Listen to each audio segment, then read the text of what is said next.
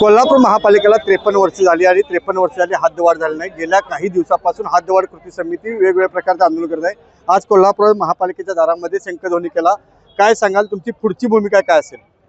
आमची पुढची भूमिका पूर्वीच आम्ही डिक्लेअर केली होती की ज्या शासनानं आम्हाला हद्दवाढ देतो म्हणून सांगून आम्हाला जे फसवलं, त्या शासनाचा महानगरपालिकेचा निवडणुकीचा आदेश कोल्हापूर जनतेनं मानता कामा नये।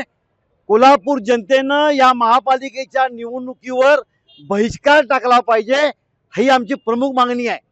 त्यातून झालं नाही तर मतदानाला जाताना ज्या ज्या लोकांनी आणि ज्या राजकीय पक्षांनी आणि ज्या राजकीय पुढाऱ्यांनी आम्हाला हद्दवाढ करतो म्हणून सांगून जे फसवलं, त्या राजकीय पक्षांच्या उमेदवारांना मताधिक्यानं पाडा, मताधिक्यानं पाडा, त्याशिवाय कोल्हापूर महानगरपालिकेचा विकास होऊ शकत नाही, अशी माझी बेंबीच्या देठापासून या कोल्हापूरच्या जनतेला कळकळीची विनंती आहे। गेल्या काही वर्षापासून प्रशासनाने यामध्ये खोडा घातला असं म्हणताय, काय सांगाल?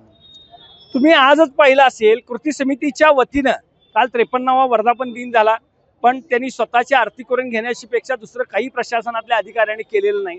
आज आपण या ठिकाणी पाहिलं तर कृती समितीच्या वतीनं त्यांना एक पत्र देण्यात आलेलं की तुम्ही हद्दवाढीचा प्रस्ताव पाठवला किंवा कसे। त्यांनी स्पष्ट शब्दात लेखी आम्हाला उत्तर दिलेलं आहे की हद्दवाढीचा प्रस्ताव आम्ही पाठवित आहोत, म्हणजे याचा अर्थ त्यांनी पाठवलेला नाही, म्हणजेच प्रशासनातल्या अधिकाऱ्यांना हद्दवाढ नको आहे हे यावर स्पष्ट होतंय। म्हणूनच आम्ही या ठिकाणी शंखध्वनी केलेला आहे।